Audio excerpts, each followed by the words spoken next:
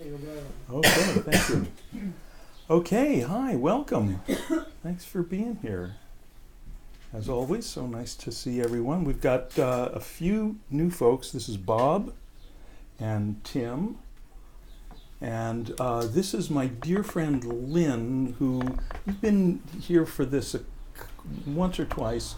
But Lynn lives on and off in Kansas. And is an old friend going back to the 1970 something. So she was passing through town. It's Lynn and my first wife Maggie, along with a number of other miscellaneous characters, lived on Maggie's farm in southeast Southeastern Pennsylvania. Yeah, Chester County. yeah, Chester County, the corner of Pennsylvania, Maryland, and Delaware. You could walk through the three states, right? As a matter of fact, bless you. As a matter of fact, Maggie and I were married under an apple tree on that farm. You were there, and it was so hot. My parents had flown out from here, and it was so hot and humid. It was a July on the East Coast, and my father was very close to the point of passing out through the whole couple of days there.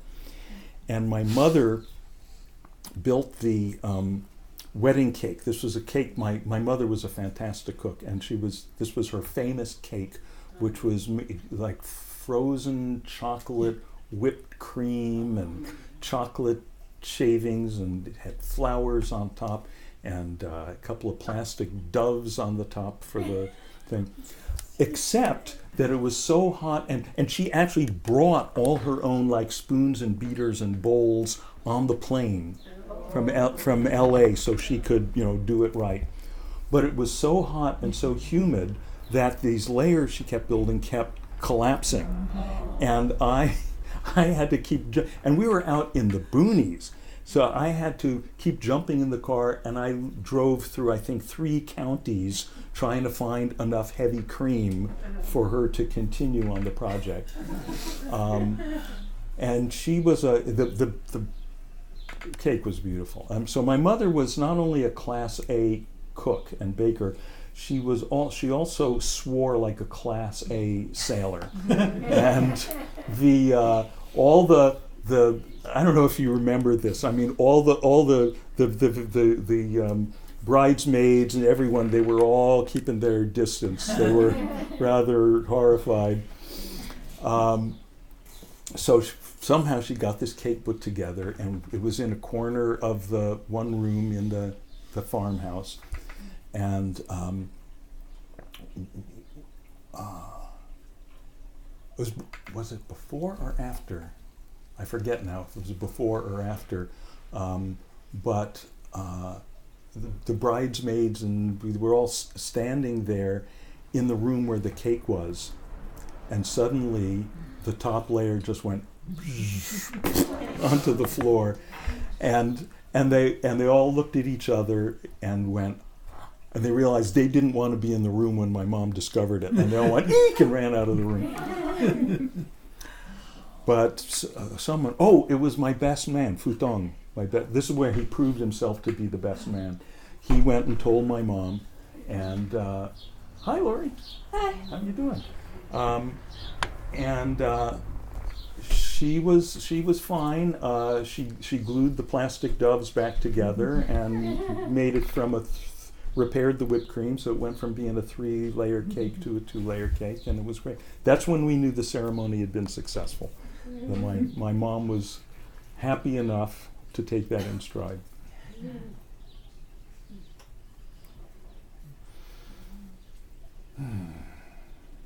What else?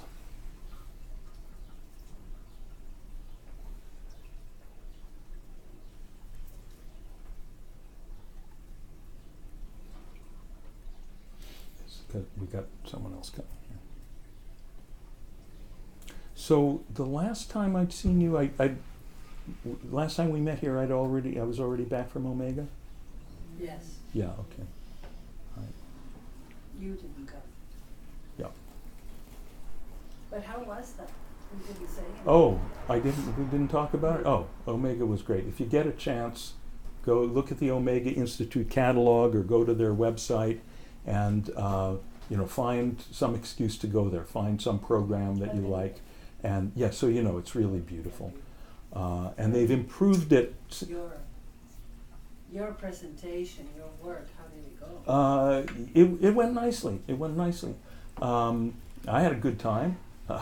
And no, it was so nice to be able to stretch, to have 5 days with people and meeting a couple of times a day. And then there was one night when people who were there on other programs could come and see my presentation. Yeah, it was great. It was great. We need someone who is less tall. Yeah, could you switch with Tommy, because Tommy will block the camera, and then our YouTube friends will be bereft.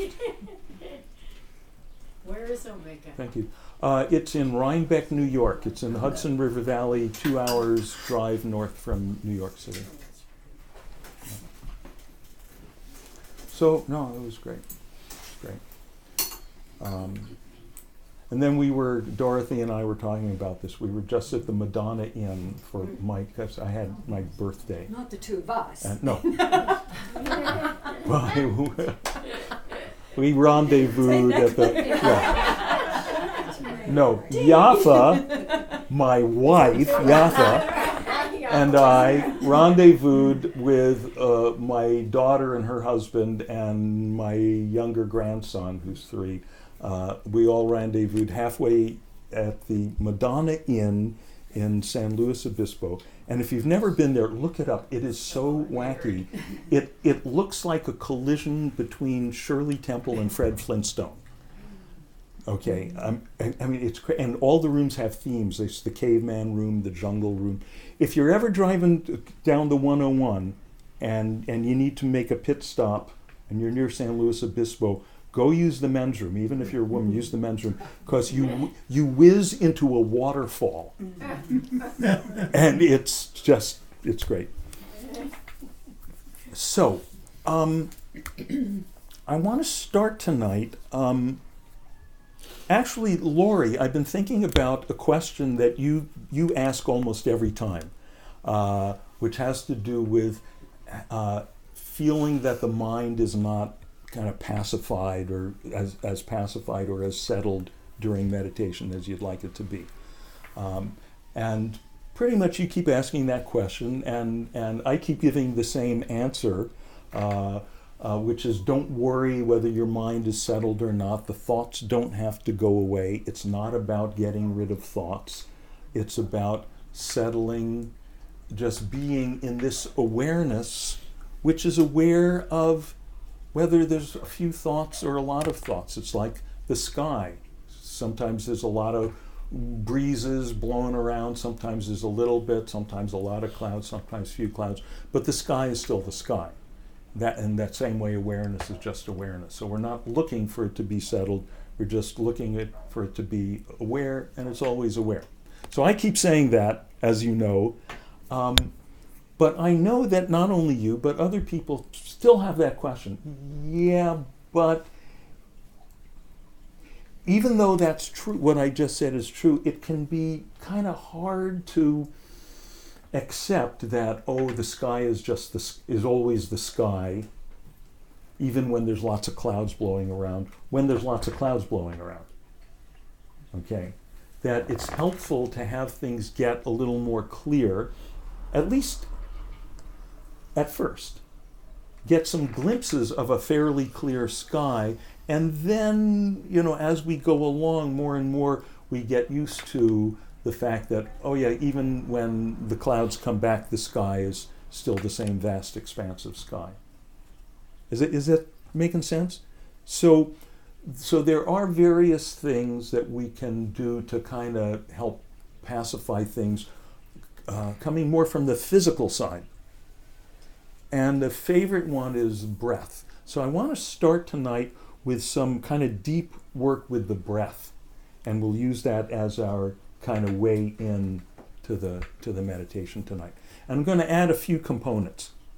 I'm going to build a few components, and I like to say everything's optional, right? So if you do one component, that's fine. If you do two of them or three of them, that's also fine.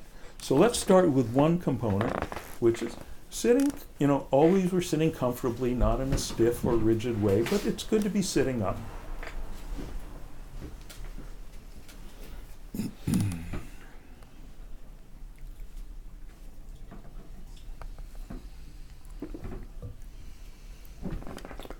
And in a moment, we'll breathe in, and as you're breathing in, as you really have the feeling of slowly, very consciously filling up with air, and have the feeling of, as you're filling up with air, spreading your ribs. Like as if your torso is a barrel, and your ribs are like, wooden slats or something. Not a barrel, a balloon. Okay, as if your torso is a balloon, and you've got these wooden slats glued to the surface of the balloon, and as you slowly, deeply breathe in, all the slats are moving away from all the other slats. Everything's expanding. Okay, so until you're really, really filled up, and then maybe just keep it expanded like that for a minute. I don't like to say hold the breath, because that sounds like straining. Don't strain, just being with it. And then breathing out. And as you breathe out, have the feeling of all the slats coming closer together, compressing. And when you get to where it feels like they're really all compressed, keep going and pull in your abdominal muscles. Really feel your abdominal muscles pulling in, so that you can just feel them gripping tight against your backbone. And then again, expand the abdominal muscles, start expanding the balloon again, moving all the slats farther away from all the other slats. The balloon growing in every direction. And when you get fully expanded, just stay there for a few moments. And then again, start, as you breathe out, letting the slats collapse back closer to each other.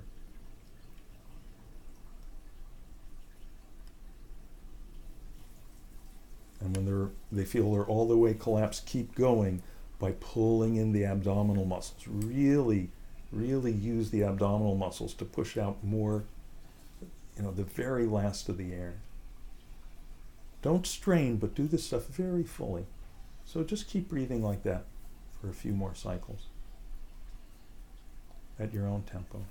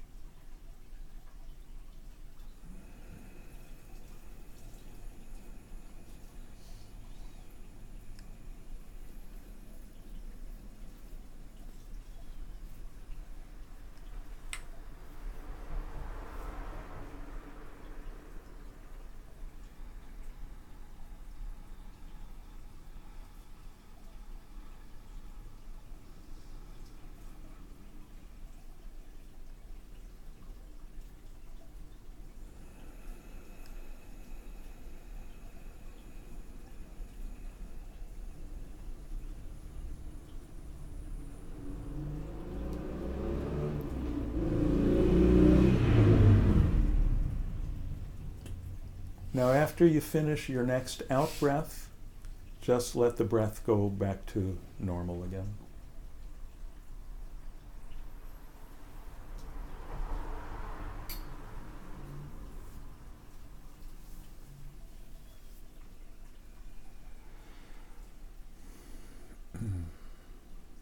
Okay? How's everybody doing? Everyone okay? Anyone feel kind of more settled down? Let me see, show of hands, give me some feedback. Okay, good, good, good. Any questions about this? Okay, simple. Okay, so this is one really good way you can use the breath. This and all these, actually there's hundreds of other forms of this. They're called, collectively they're called pranayam. Pranayam means control of the breath. So this can be a very, very good on-ramp to your meditation, maybe doing a few minutes or several minutes of this at the beginning of the meditation, if you feel to. Now I want to add a second component. So the second component, some of you may be familiar with this through meditation or through yoga class, what's called the Ujjayi breath or ocean breath. I call it Darth Vader breath, okay, because it sounds like this.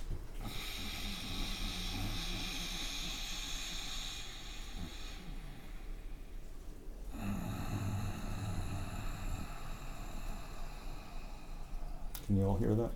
I know I can hear it in here. Da, da, da, da, da, da, da, da. Now, the way you do that, and some people get this right away, some people they have to play around with it for a little till they get it, is there's a slight constriction in the back of the throat. Actually, simple way is when you go to clean your glasses and you go, right, you're doing it, that's the constriction. Actually, try that. You feel that? Okay? So that constriction, only do it now instead of out your mouth, go out your nose and more slowly.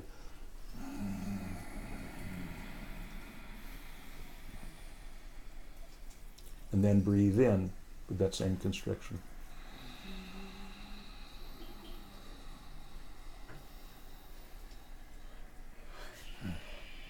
Okay, and now just go to normal for a minute. Is everyone getting it? Yeah, if you're not sure, play around with it more at home, and if you're not quite getting it now, don't worry about it.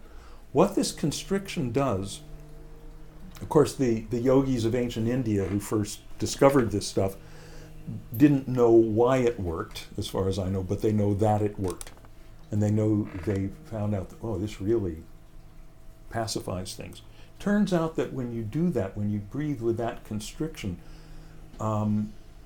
it automatically slows down the breath, and slower breath is associated with calmer brain waves and, just all more pacified state of the whole psychophysiological functioning.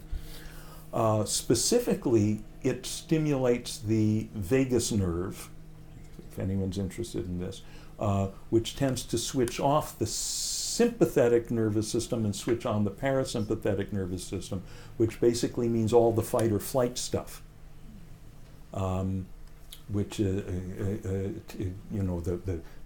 pounding heart and the sweaty palms and the dry mouth, all that gets switched off. And then opposite syndrome, what I call the stay and play syndrome, gets switched on. So let's put those two things together. All right. So we're going to be doing the same full breath, expanding the balloon, all the slats moving away from all the other slats. Pause at the top of the breath, and then the breathing out, and pulling the abs together as we're doing the constriction here. Okay, so in your own time.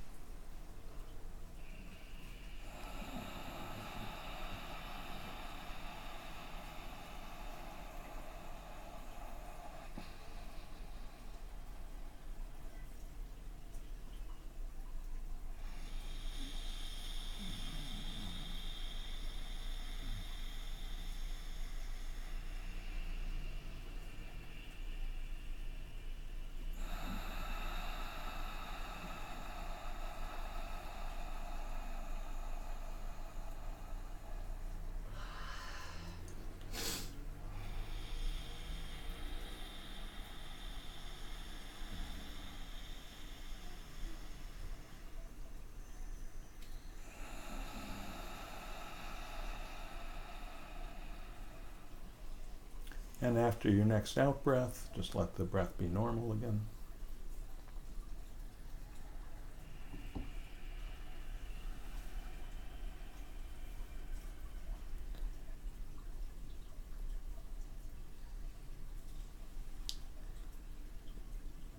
Okay, everybody good? Any questions on that? All right, so we're going to add one more component. And again, remember, you can do any one of these or any two, any three. So in the, and I know some of you are familiar with this. In the kind of ancient science of breath, it turns out that the left breath stream and the right breath stream are connected with different sort of subtle energies and different ways of functioning in the body. And the left is what's called the lunar breath, or the feminine breath, or the yin breath, or the cooling breath. The right is the solar breath, the masculine breath, the warming breath. And there's all, in the ancient texts, all this stuff about, they've got it down to like when a couple is having intercourse, conceiving a baby, if depending on whether you want a boy or a girl, like you should be breathing through this nostril or that nostril and so forth. But we're not conceiving babies here tonight, as far as I know. So very, very simply, what we want to do is we want to be breathing in, because we're preparing to meditate, we want to be more cooled out. So we're going to be breathing in through the left nostril, the cooling nostril, and we'll be doing that by closing the right nostril with the thumb, and then breathing out, expelling the solar breath, the warming breath through the right nostril by releasing that and closing. Now, by the way, the tradition in the ancient science, they say don't use this finger. The index finger, there's supposedly some energy in it that's unsuitable. I don't know anything else. So you would use the thumb here, using your right hand, using the thumb here and one or two or more fingers here, but not the index finger. Okay? So just remember, you're going in through the left, out through the right, and put it together with the other two components. Okay? On your own tempo.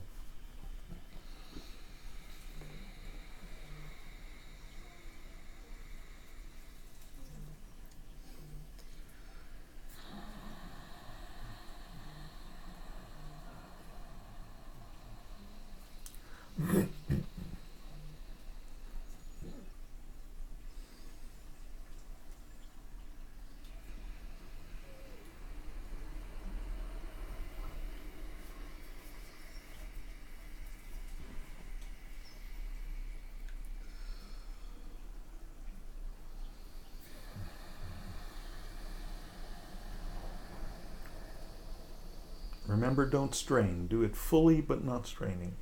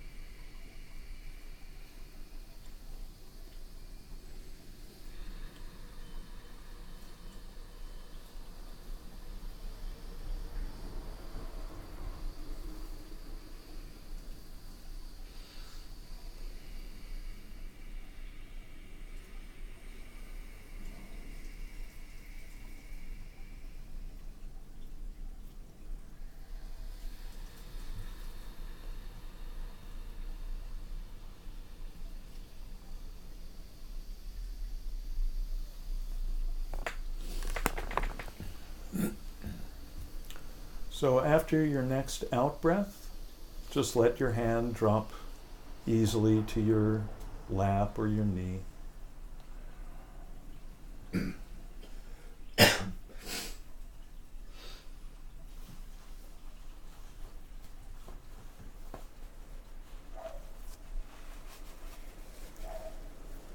And we can just forget about the breath. Just let the breath be however it is.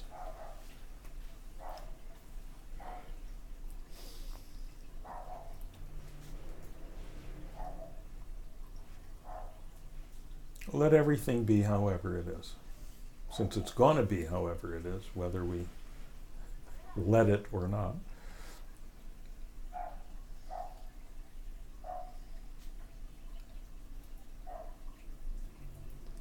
So the sounds are there.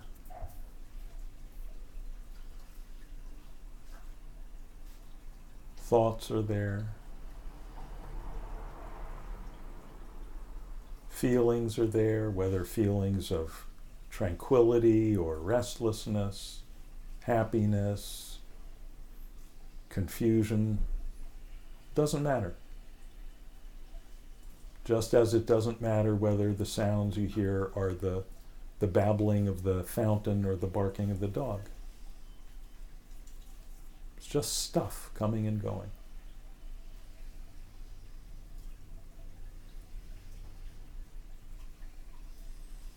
Nothing we can do about it. And fortunately, there's nothing that we need to do about it. It's all perfect just as it is.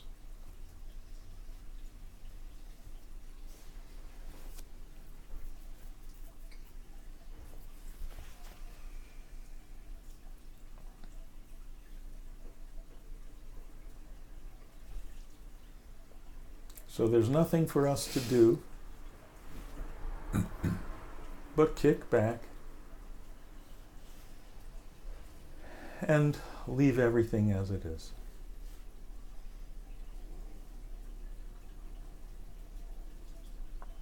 Letting whatever comes come. Letting whatever goes go. And seeing what remains.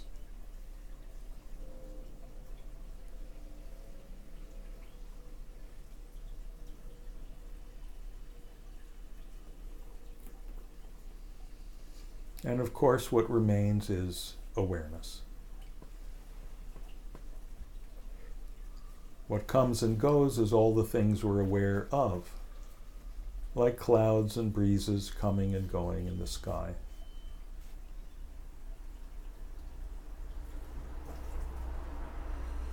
Awareness itself remains like the sky. Just open space like the sky. It's just open, aware space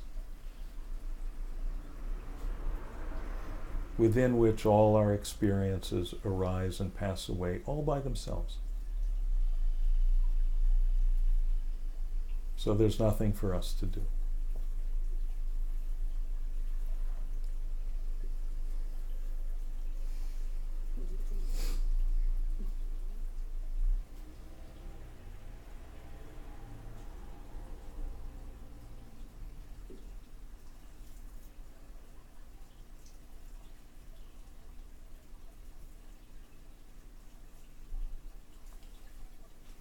Not trying to concentrate or control the mind. Not trying to push away thoughts or anything else. The very opposite. Welcoming everything. Completely welcoming and completely neutral about everything. Whatever's there, so there it is. Not much paying any mind to what comes and goes. We're not trying to be vigilant or mindful. We're not like some hyper-vigilant security camera. We're just space. And within that space of awareness, stuff comes and goes, and we don't much mind it.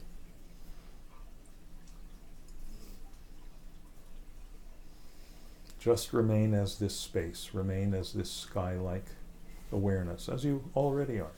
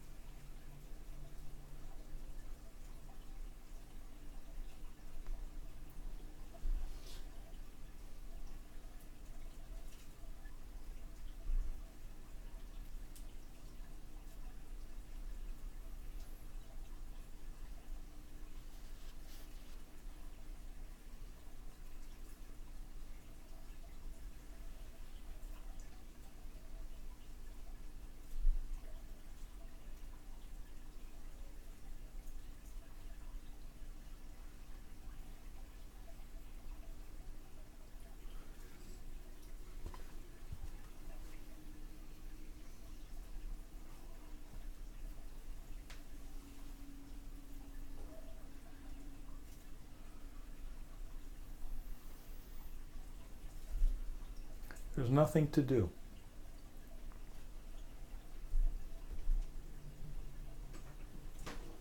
You're already aware.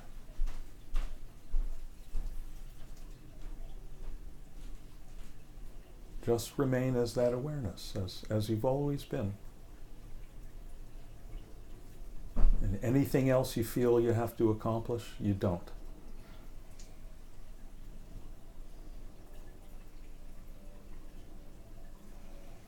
If you find yourself struggling with something, or trying to do something, or resisting, or gripping, whatever it is, just relax your grip on it.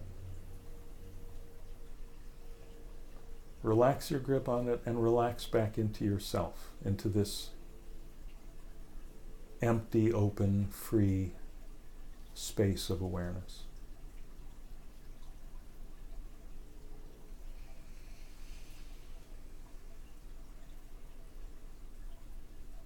And whatever's going on within the awareness, whatever's coming and going, doesn't matter.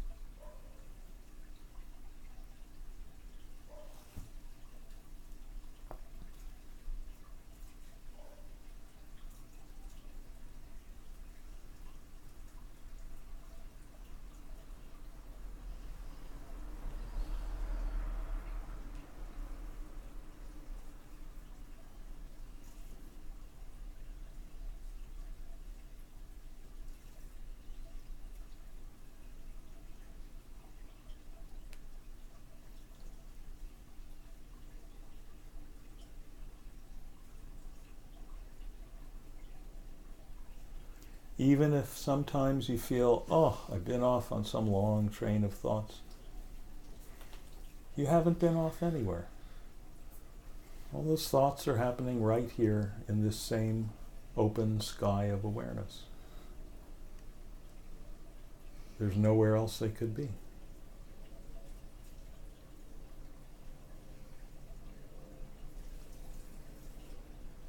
So there's nothing to do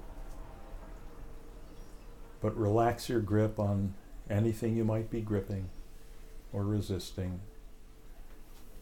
Relax back into this open space of awareness. That simple.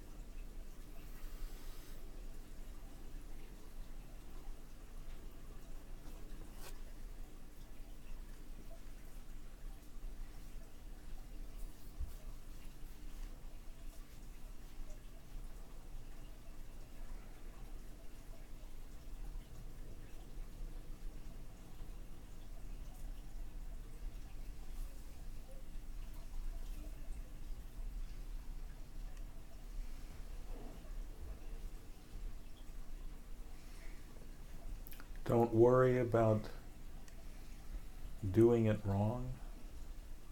There's no way to do it wrong. There's no way to do it right. There's no way to do it. No doing, just being.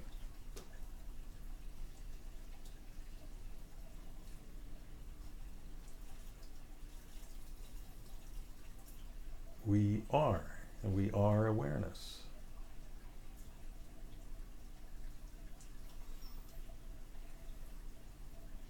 Just remaining as we are.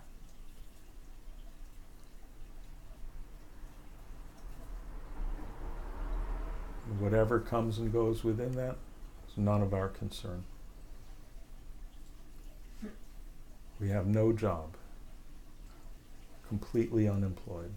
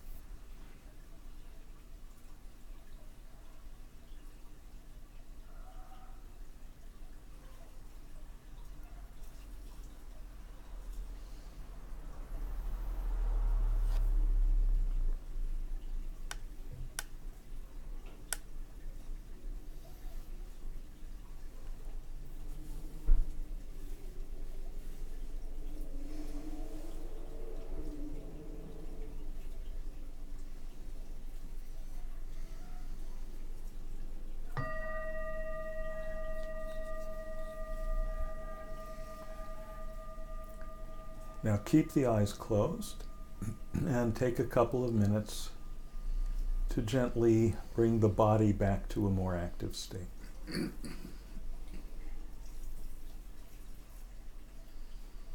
Kind of like waking up from a long nap.